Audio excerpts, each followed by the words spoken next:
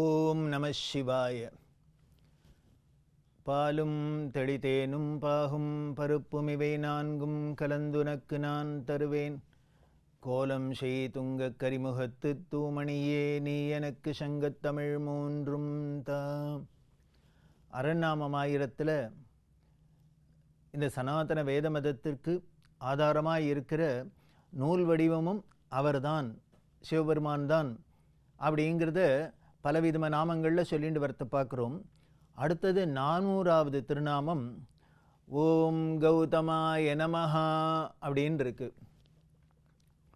இதோட பொருள் என்ன அப்படின்னா, பொதுவாகவே இது ஒரு பேராக தெரியறது. கௌதமர் அப்படின்னு நமக்கு புராணம் பரிச்சயம் இருந்ததுன்னா தெரிஞ்சிருக்கும். கௌதமருங்கிறது ஒரு ரிஷி, அகல்யை அப்படிங்கிற அந்த ரிஷியோட கணவர் அப்படிங்கிறதெல்லாம் நமக்கு தெரியும். இப்போது கௌதமர் அப்படின்னா அந்த ரிஷி வடிவத்தில் இருக்கார் அப்படின்னு இதுக்கு பொருளா அப்படின்னா, அதில் விசேஷமாக என்ன பொருள் அப்படின்னா, எதனால் இந்த கௌதமர்னு இவரை குறிப்பிட்டு சொல்லி அந்த வடிவமாக சிவபெருமான் இருக்கார் அப்படின்னா, அப்படி ஒரு பெரிய விஷயத்தை பண்ணியிருக்கார் கௌதமர்ங்கிற ரிஷி. அவர் என்ன பண்ணியிருக்கார் அப்படின்னார், நியாயசாஸ்திரம் அப்படிங்கிற ஒரு விஷயத்தை கோட்பாடை உலகத்துக்கு கொடுத்தவர். நியாயசாஸ்திரம் என்ன அப்படின்னா, இதுக்கு முன்னால் பார்த்தோமே வேதம், வேதத்தோட 6 அங்கம் அப்படின்லாம், அதோட தொடர்புடைய தான் இந்த திருநாமத்திலையும் இந்த நியாயசாஸ்திரம் அப்படிங்கிறது. இதை யுக்தி சாஸ்திரம் அப்படிங்கிறோம். ஆங்கிலத்தில் லாஜிக் அப்படின்னு சொல்கிறா. இதான் அந்த லாஜிக்கு எப்படின்னர், தர்க்கம், தர்க்க சாஸ்திரம், யுக்தி சாஸ்திரம், இப்படி பல விதத்திலையும் இதை சொல்லப்படுறது. இதோட இந்த நியாயசாஸ்திரம், இந்த தர்க்க சாஸ்திரத்தோட லட்சியமே என்ன அப்படின்னா, இப்போது ஒரு விஷயத்தை நாம் வாதம் பண்ணி தீர்மானம் பண்ணி அதை நம்புறது அப்படின்னா, இதுக்கு இன்னும் புரியிறாப்புல எளிமையாக சொல்லணும் அப்படின்னா, இப்போ பகுத்தறிவுன்னு சொல்கிறோம் இல்லையா. எந்த ஒரு விஷயமா இருந்தாலும் ஒருத்தர் ஒன்று சொன்னால் உடனே அதை அப்படியே நம்பிடக்கூடாது. அதை நம்மளோட அறிவை கொண்டு ஆராய்ந்து பார்த்து அது சரியா தப்பா அப்படின்னு தீர்மானம் பண்ணி அப்புறம் அதை ஏற்றுக்கணும் அப்படின்னு சொல்கிறா இல்லையா. இதான பகுத்தறிவுவாதம். அந்த பகுத்தறிவுவாதம் தான் இந்த நியாயசாஸ்திரம்னு சொல்லக்கூடிய இந்த சாஸ்திரம். அதை சொன்னவர் தான் கௌதமர். இந்த சாஸ்திரத்தை கொடுத்தவர் தான் கௌதமருங்கிற ரிஷி. அதனால் இந்த மதத்தில் எப்படி இருக்குது அப்படின்னர், எதையா இருந்தாலும் சொல்கிறேன் ஏற்றுக்கோ அப்படின்னு மட்டும் குருட்டாக ஒரு நம்பிக்கை இல்லாத, அதை அறிவுபூர்வமாக ஆராய்ஞ்சு அதை ஏற்றுக்கிறது. ஆங்கிலத்தில் கன்வின்ஸ் ஆகிறது அப்படின்னு சொல்லுவா இல்லையா. நம்புறது அப்புறம் கன்வின்ஸ் ஆகிறது. இது ஏன் இப்படி பண்ணணும் அப்படின்னார், அதுதான் இதில் உள்ள சிறப்பு. இங்கே உள்ள சிறப்பே இதனால தான். அதனால் அந்த யுக்தி சாஸ்திரம் அப்படிங்கிறதுல பார்த்தீங்கன்னா தர்க்கம் அப்படின்னு சொல்கிறோம். தர்க்கம் அப்படின்னா நேர்மையான முறையில் வாதம் பண்ணுறதுக்கு பேர் தர்க்கம்.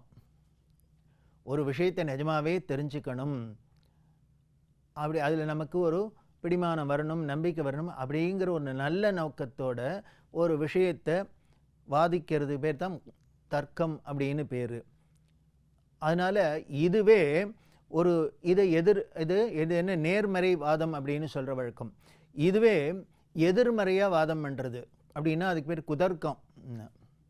அதாவது அதில் லட்சியம் என்னென்ன, அடுத்தவர் சொரத்தை மறுக்கணும், அவ்வளோதான் அங்கே லட்சியம்.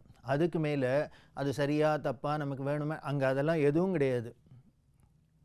எதிர்மறையாக தர்க்கம் பண்ணுறது இப்படி இருக்கு இல்லையா. இதை பார்க்கறது, இது என்ன பண்ணிட்டு இந்த நியாயசாஸ்திரம்னு சரி ஒத்துக்கலாம். இப்படியும் இருக்கும் அப்படியும் இருக்கும் உலகத்தில் எல்லாருக்கும். அது ரெண்டுத்துக்கும் இடம் கொடுத்து, ஆனால் உன்னோட லட்சியம் கடைசியில் என்னவாக இருக்கணும்னு, உன்னோட அறிவு வளரணும், உன்னோட நம்பிக்கை வளரணும், உனக்கு விஷயம் கிளியராக தெரியணும், அவ்வளோதான். அதனால் இந்த நியாயசாஸ்திரத்துக்கு என்ன சொல்லலாம் அப்படின்னா, பகுத்தறிவு மூலியமாக ஆராய்ஞ்சு அறிஞ்சு இறைவன்கிற ஒரு சக்தி இருக்குங்கிறத நம்ப வைக்கிறது தான் இதோட லட்சியம். ஏதோ கடவுள் இருக்கார் அப்படின்னு ஏதோ சொல்லிடுத்துங்கிறதுனால நீ நம்பணுங்கிறது இல்லை. இந்த நியாயசாஸ்திரத்து மூலியமாக தர்க்க சாஸ்திரத்து மூலியமாக நீ நன்னா ஆராய்ச்சி பண்ணி தெரிஞ்சுட்டு அப்புறம் அறிவுபூர்வமாக இதை ஏற்றுக்கொள்கிறது அப்படின்னா. காரணம் என்ன அப்படின்னா, நம்ம ஒரு கடவுள் நம்பிக்கை அப்படிங்கிறதே நமக்கு ஒரு அனுமானத்தில் தான் வச்சுட்டு இருக்கோம். யாரோ சொன்னால் ஏதோ சொன்னால் அப்படிங்கிறதுல தான் நம்ம வச்சுட்டு கடவுள் நம்பிக்கை இருக்குது. இதை தெளிவுபடுத்துறதுக்கு என்ன பண்ணுறது அப்படின்னா, வேதம் ஒரு விஷயத்தை சொல்லிடுத்து, இது இருக்குது அது இருக்குது இப்படி இருக்குது அப்படி இருக்குன்னு ஏதோ சொல்லிடுத்து. அதோட பொருள் என்ன அப்படிங்கிறத அந்த உபாங்கம்னு சொன்னமே மீமாம்சைங்கிற சாஸ்திரம் விவரமாக சொல்கிறது. வேதத்தோட பொருள் என்ன, இந்த வார்த்தையை ஏன் உபயோகப்படுத்திருக்கு, இதோட உண்மையான பொருள் என்ன அப்படிங்கிறதெல்லாம் அது ரொம்ப விவரமாக பார்த்து நமக்கு தீர்மானம் பண்ணி சொல்கிறது. சரி, அதையும் நான் நம்புகிறேன். இப்போ வேதத்தையும் நம்புகிறேன், வேதத்தோட சொன்னது அதோட பொருள் இதுன்னு மீமாம்சைங்கிற இந்த சாஸ்திரம் சொல்லியிருக்கு, அதையும் நம்புகிறேன். இப்படி எல்லாத்தையும் நம்பினா கூட மனசுக்குள்ளே ஒரு சந்தேகம் இருந்துகிட்டே இருக்கும். சந்தேகம் இருந்துகிட்டே இருக்குமா? அப்போ என்ன பண்ணும்னர், அந்த சந்தேகத்தை ஆராய்ச்சி பண்ணி தெளிவு அடைஞ்சு தீர்மானம் பண்ணி திடமான நம்பிக்கையை ஊட்டுறதுக்கே இந்த சாஸ்திரம். அதோட லட்சியம் என்ன அப்படின்னா, திடமான நம்பிக்கை வரணும். நம்பிக்கைன்னு வந்துடுத்து அப்படின்னா இந்த கன்விக்ஷன் அப்படிங்கிறப்பல உறுதியாக இருக்கணும். அதில் அதைத்தான் இதை பண்ணுறது இந்த நியாயசாஸ்திரம். அதுக்கு உதாரணமாக சொல்லணுன்னா, ஒரு இடத்துல ஒரு கொட்டகை போட போகிறோம், ஏதோ ஒரு ஃபங்க்ஷன்லாம் நடக்க போகிறது, அதுக்கு காலெல்லாம் நட்டு எல்லாம் கொண்டு வந்து கொட்டகை போட போகிறோம் அப்படின்னா, அப்போ என்ன பண்ணுவான் அப்படின்னா, அந்த காலெல்லாம் நட்டோன்னே நல்ல கெட்டிக்காரராக இருந்தால் உடனே அந்த காலெல்லாம் ஆட்டி பார்ப்பா. எதுக்குன்னு, இது உறுதியாக நின்றுருக்கா, இதுக்கு மேலே எல்லாம் கொட்டையெல்லாம் போட்டான்னா கடைசியில் விழுந்துராது ஸ்ட்ராங்காக இருக்குமா அப்படின்னு ஒரு நன்னா ஆட்டி பார்க்குறது. அதோட உறுதியை பார்க்குறதுக்கு நன்னா அசைச்சே பார்க்குறது. அசைஞ்சா விழுனா விழும், ஆட்டினா விழுனா விழணும். அப்படி ஆட்டினா கூட விழாத இருக்கா அப்படின்னு பார்க்குறோம் இல்லையா? அப்படி உறுதி பண்ணிட்டு அந்த கொட்டகையை போடுறாப்பில் தான் இந்த யுக்தி சாஸ்திரம் நியாயசாஸ்திரம் என்ன பண்ணுறதுன்னு இந்த விஷயங்களை, அந்த இறை நம்பிக்கையை, கடவுளுங்கிற ஒரு பொருள் இந்த அண்டச்சராச்சரத்தில் இருக்கிறதுக்கு ஆதாரம் என்ன, அதை எதை வச்சுன்னெல்லாம் அனுமானம் பண்ணுறது அப்படின்னு பண்ணி அதை ஆட்டி பார்த்து அசைச்சு பார்த்து, இதுக்கு பேர் தான் பகுத்தறிவு அப்படின்னு பேர்.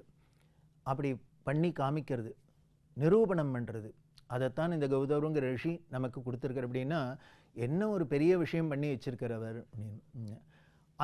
அந்த சாஸ்திரத்துக்கு, இந்த நியாய சாஸ்திரத்துக்கு 4 பிரமாணமாக வச்சுட்டு இதை ஆராய்ச்சி பண்ண சொல்கிறது. அது என்ன அப்படின்னார், 1 பிரத்யக்ஷம், 2வது அனுமானம், 3வது உபமானம், 4வது சப்தம்.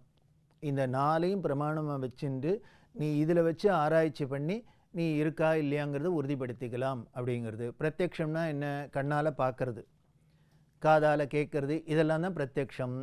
இது வேடிக்கை என்ன அப்படின்னர், இதில் ஒன்றும் நமக்கு கஷ்டமே இல்லை. இதோ இந்த இடத்துல ஒரு மாமரம் இருக்குது அப்படின்னா பார்த்தா தெரிஞ்சுடுறது. ஆனால் இந்த நியாயசாஸ்திரம் என்ன சொல்கிறது அப்படின்னர், அந்த இடத்துல மாமரம் இருக்குதுன்னு உன் காதில் விழுந்தது, தாப்பில் பார்த்தா ஒரு மரம் இருக்குது, மாமரம்னு நம்புகிற. ஆனால் நான் சொல்கிறேன், இன்னொருத்தர் சொல்கிறார் அது மாமரம் இல்லை தென்னை மரம், நீ தப்பாக சொல்கிற மாமரம்னு. அப்படின்னா என்ன பண்ண முடியும்?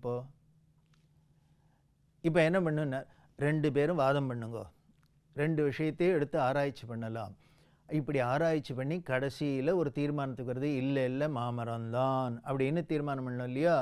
இதுதான் இந்த யுக்தி சாஸ்திரம், இந்த நியாய சாஸ்திரத்தோட லட்சியம். இப்படி கண்ணால் தெரியக்கூடியதை வச்சுன்னு நம்பிடுறது ரொம்பவே சுலபம்.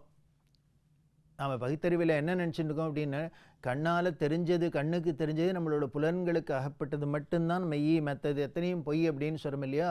அது இல்லைன்னு தான் இந்த பகுத்தறிவாதம் சொல்கிறது. உன் கண்ணுக்கு தெரியாத விஷயங்களாகவும் இருக்கலாம்.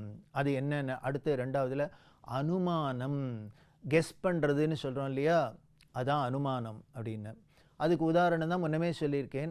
ஏதோ ஒரு இடத்துல புகையை பார்க்குறோம், புகையை பார்த்தோன்னே நான் உடனே அனுமானம் பண்ணிக்கிறேன், அந்த இடத்துல நெருப்பு இருக்குது அப்படின்னு. ஏன்னா நெருப்பு இருந்தால் தானே புகையே வரும். ஸோ இப்போ நெருப்பு கண்ணுக்கு தெரியல, ஆனால் புகையை வச்சுட்டு நெருப்பு இருக்குது அதுக்கு அடியிலன்னு தீர்மானம் பண்ணுறோம் இல்லையா, இதுதான் அனுமானம். அதே மாதிரி உபமானம் அப்படின்னு சொல்கிறோம்.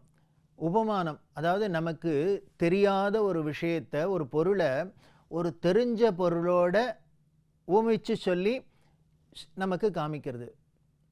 எப்படி இருக்கும், இது எப்படி இருக்கும் அப்படின்னா, அது மாதிரி இது இருக்கும்பா அப்படின்னு.